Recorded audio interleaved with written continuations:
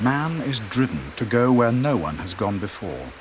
For some, the final frontier is here, below the Earth's surface. In caverns like these, so vast, cavers shrink to the scale of fireflies dancing in the dark.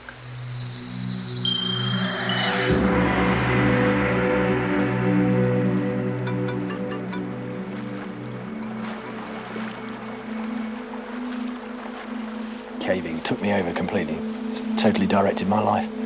It's driven me in terms of where I choose to work and where I choose to live and the friends I have and everything else. The people I go caving with are just fantastic. They're the best bunch of people I could ever imagine. Just wonderfully good company. It's all right, because I can see the cairn from here, that's fine. It gives me the opportunity to travel to parts of the world that other people don't get to. Well, Michael, we do find the most revolting places. And above all, it's just great fun.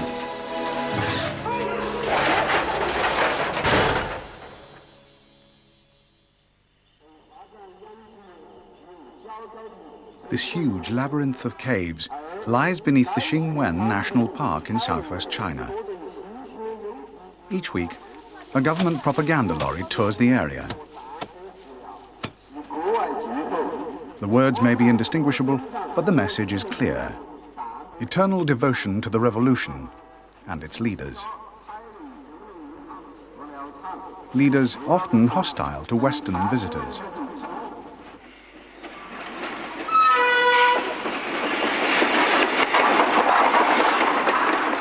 A British expedition arrives to explore the cave system, one of the largest and least known in the world. The field leader is Dick Willis.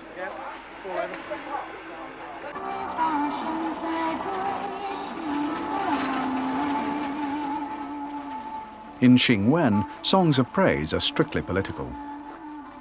The iron grip of revolutionary orthodoxy is just beginning to relax.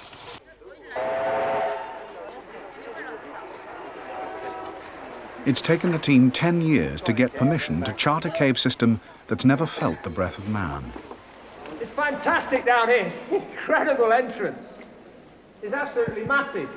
And where the fellas are standing up on top there is a roof, and it only appears to be a couple of meters thick, you know. And then it cuts away in underneath them. It's really spectacular. It's brilliant. What's the name of this one? Tim Fogg has been caving for over 15 years. But he's seen nothing quite like this. Or goat? Sheep? Goat. Goat. Yes. Okay. Good, so, goat cave. They brought us up here to look at some of the big shafts.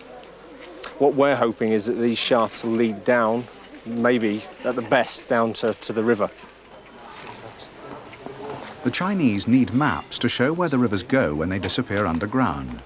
The British cavers have the necessary expertise. What are we doing? Pulling two, So far, the locals have only ventured into places accessible on foot. For them, the caves are alien places, haunted by spirits. Perhaps these foreigners are also from another world. If so, the Ghostbusters gear seems strangely appropriate.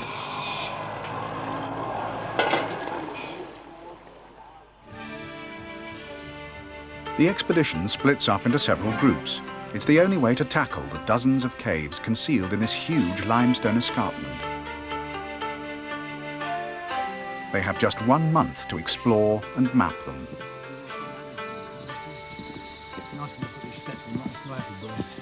Yeah. Prehistoric rivers carved these huge canyons before disappearing underground.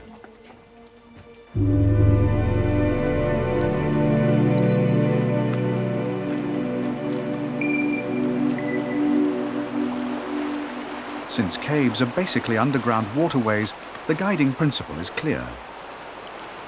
Find the main stream and follow it. We basically chase water in caves. What we're looking at really is the passage of the water through the whole area and the master cave system that underlies all of this. So the ideal here would be to get in right at the very top of the mountain at the highest possible sinks and come out right at the bottom at the lowest possible resurgence. and be able to map the river system underground all the way through. So we might work 6 or 7 different caves and gradually connect them into one big system before we begin to make serious progress at following that river all the way through the mountain.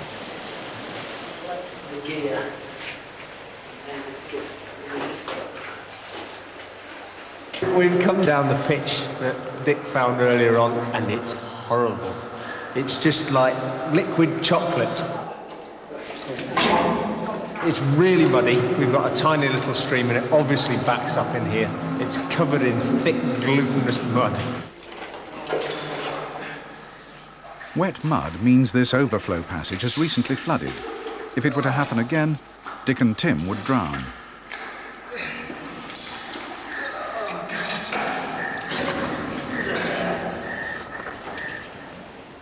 But they're convinced this passage leads to another cave.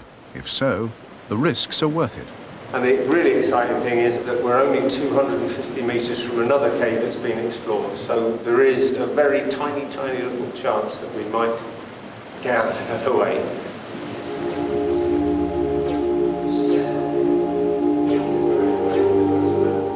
The caving is so wide. It has so many aspects. It still has pure adventure, wonderful adventure. Literally walking where nobody's walked before, and that's a great thrill. Brilliant. Then, suddenly, hopes of a breakthrough are dashed. The passage is flooded. This is what cavers call a sump. A sump, very convincing sump. Above all else, good caving strategy needs accurate maps. Every evening, the day's surveys are given to Tony Waltham, the expedition's chief mapmaker. So in other words, it's on 13. This is planning our next attack. Oh, have you got it? We've got half a dozen open passages down there we could be going at.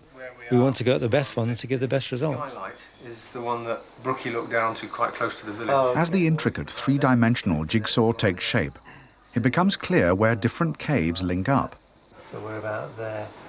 So if you've got The series of wet, muddy holes in the ground begins to form a system, something which for cavers has an almost aesthetic beauty. So it's not the same one.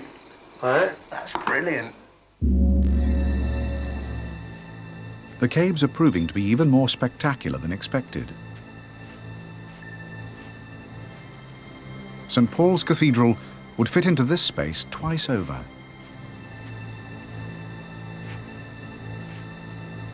I'll be shot for this. You could probably fit most of the Mendips into this particular cave on its own. But caves of this scale we've only really found in Southeast Asia, in southern China, and particularly in Borneo, places like that. And this is huge.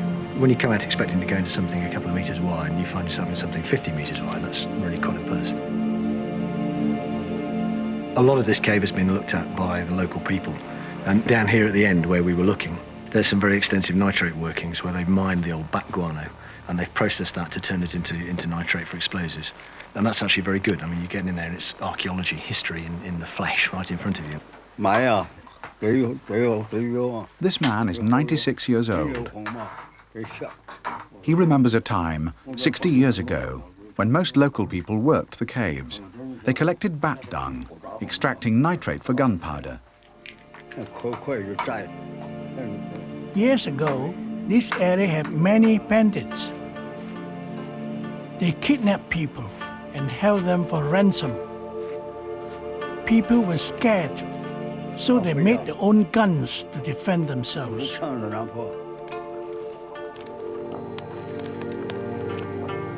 Today, only a few are left who still know how to extract nitrate.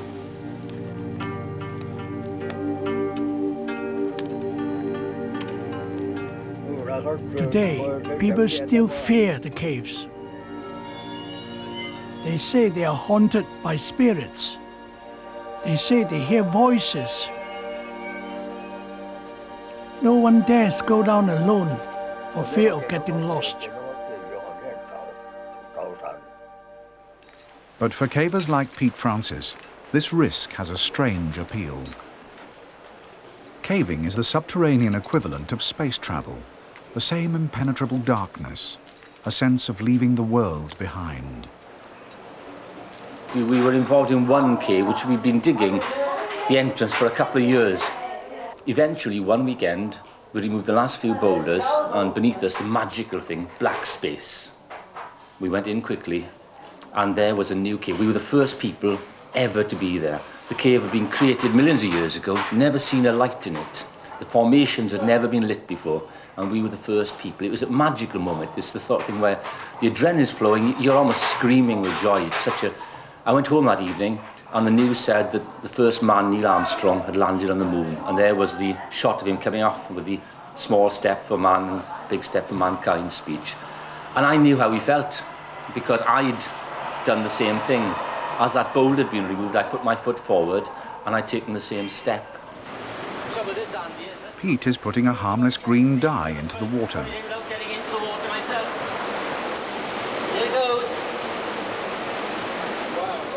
Colouring the stream will show where it eventually emerges from the mountain. What a terrible thing to do to a nice clean stream. This is where the main river emerges, and the water is far from clean.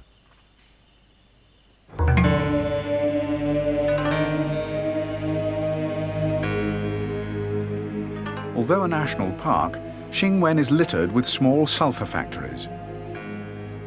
Many of them smoking infernos that recall Dickens' descriptions in the 19th century.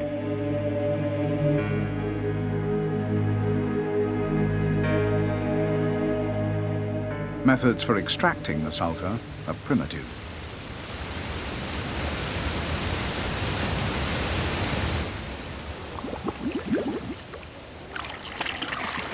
Simon Bottrell is the expedition chemist.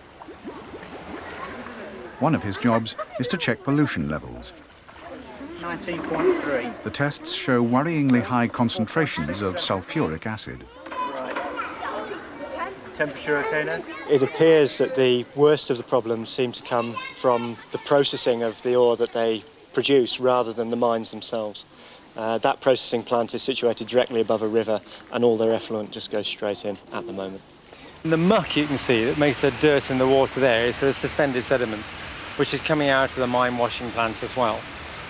Then you've also got the water itself is very, very acidic. Simon measured this early on, and we're sort of talking about 3 point something. I mean, this is strong acid, which is coming from the leaching, and it's all the rubbish which is left around the plant. Rainwater gets through it, picks it up, goes acid, and comes down here. Pollution like this is an added danger. There's much to explore, and time is short. Without proper protective clothing, acid water will slow the expedition down even more. The problem is discussed at the breakfast planning meeting. One of their most promising leads is blocked by a large, highly acidic lake. Have you decided how you're going to get across that red lake? Are you going to use a lilo or what are you going to do? I was thinking swimming, but Kenny's going to walk on the water, isn't he? Simon's got one of these drums, and he puts his hands on that and puts all the survey gear in it to keep it dry. Yeah. Unforeseen events call for improvisation. Great, this. Quite definitely. I don't know if I fall over, I'll bounce back up again. Not if you land on your nose.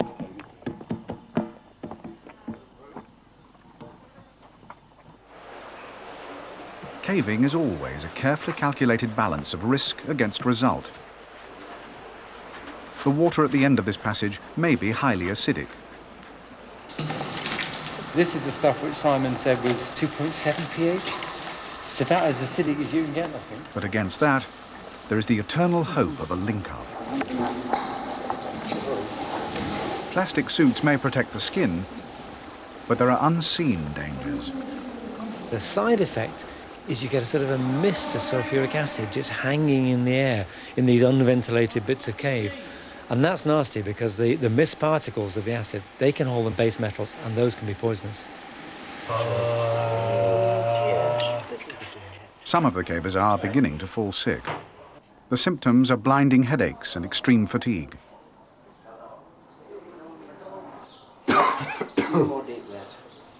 We've met bad air here. That's the first time I've ever come across it.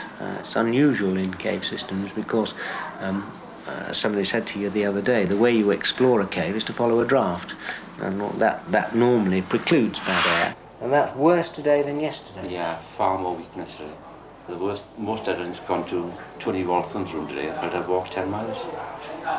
So she had to just slept for a few hours afterwards. Kenny Taylor has been the worst affected because he went down this rope into a place where he could actually see the mist. The supposition at the time was that it was a low oxygen effect, but to me he showed symptoms of having swallowed some sort of poison, which may have come from this vapour over the water. Worse still, the weather has broken. Torrential rain sweeps in from the north. Weather like this brings flash floods, something all cavers dread. Yeah, I mean, this is sort of every caver's sort of, well, worst nightmare if he's underground, because we've got a couple of going leads with passages which we know will flood, and this has probably finished it.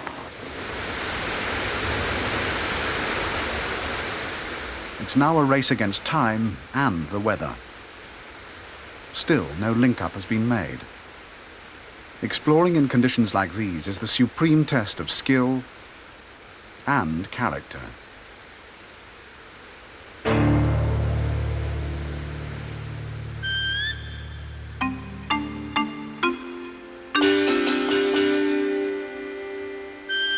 This is not just a search for places where no one has ever been. It can also be a way of finding yourself.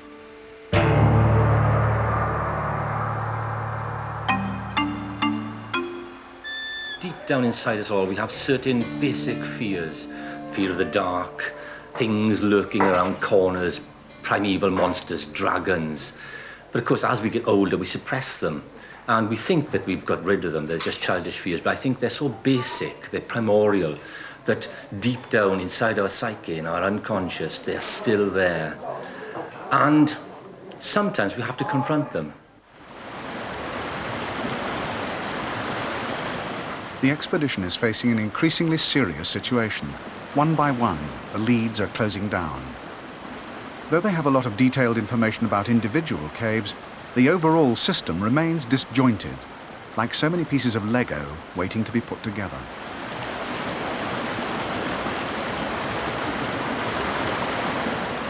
Pete Francis and Mike Burtonshaw have hit a stream that may lead down to the main river. The rain has turned it into a foaming cataract. Mike decides to try a small overflow passage high above them.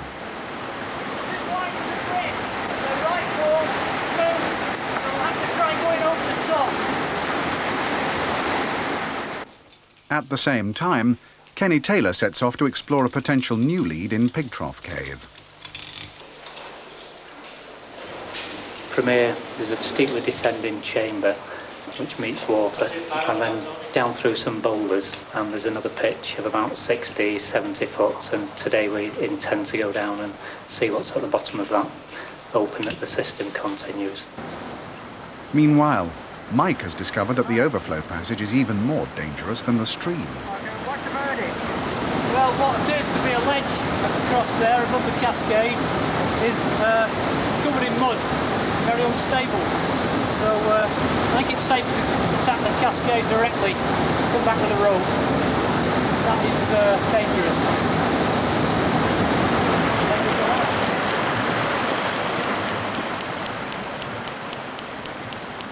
Even with ropes, one false step could be fatal. Frustration is mounting. The stream Kenny Taylor has found is a no-goer. It ends at another sump, and once again, the water is highly acidic. Right, so what happened? A no-goer. Another acid lake. Another lead closes down. Back on for tea. Right.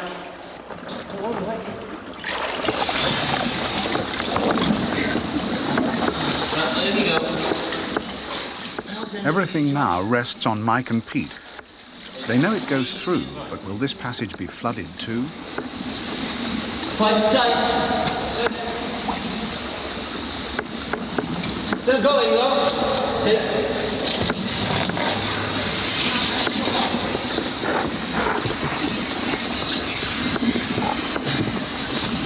Yeah, it's going through.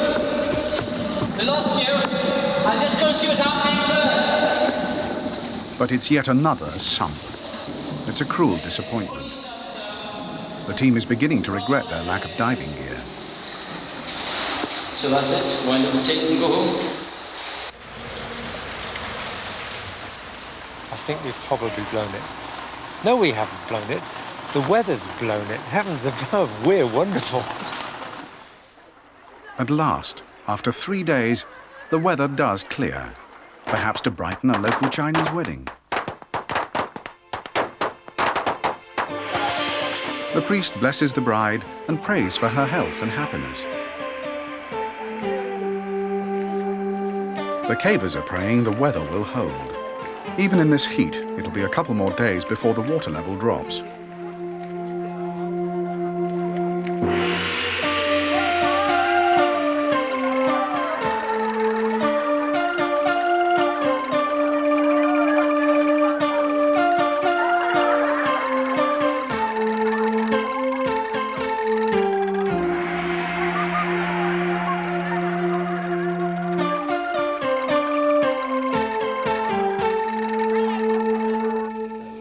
Dick and Tony weigh up the chances. One final hope of a link-up remains. It's a matter of going for what we know is there. Some bits are still going to be flooded, but that place down into the mud where Dick and Tim were a few days back, that's the way that could go on. It's heading right for Falling Waters Cave. That's the link-up I think we'll have to go for. That's got to be the target. This is the downstream end of Flowing Waters Cave, most of which is a huge, beautiful cave, and this is horrible, nasty, tight, wet thing with a river in the bottom. But there is a howling draft going through here, strong enough to blow out my carbide light. Right, coming through. And we know that this place is very, very close, about 30, 40 metres away from where Tim and I got to at the end of Zhujiaojing the other day in the horrible muddy stuff. So Andy, Tim and I are going to shoot down here, see if we can get through this bit. And it's obviously open because there's a draft and the water's dropped about 4 metres. We're going to see if we can get through and make the connection, which should be good fun. Come on. I suppose making a connection between two caves is one of the most satisfying things you can do because it proves all of your theories. And there's this tremendous sense of satisfaction, which must be like putting in that final piece of a 2,000-piece jigsaw puzzle. And it just all clicks into place and it's just wonderful.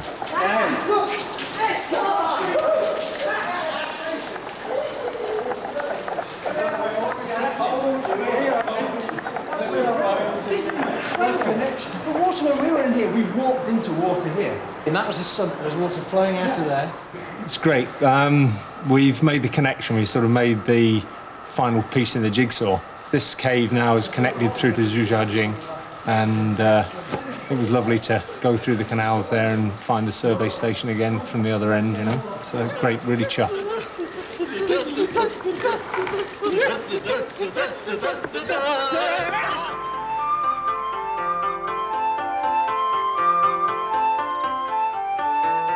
In Xingwen, we explored 30 kilometres in 4 weeks. And in that, we made a connection between two of the bigger cave systems there. And that's a fantastic achievement in the period that we were there. Even so, much more work needs to be done. But with the knowledge the cavers have given them, perhaps the Chinese can solve the pollution problems that threaten Xingwen.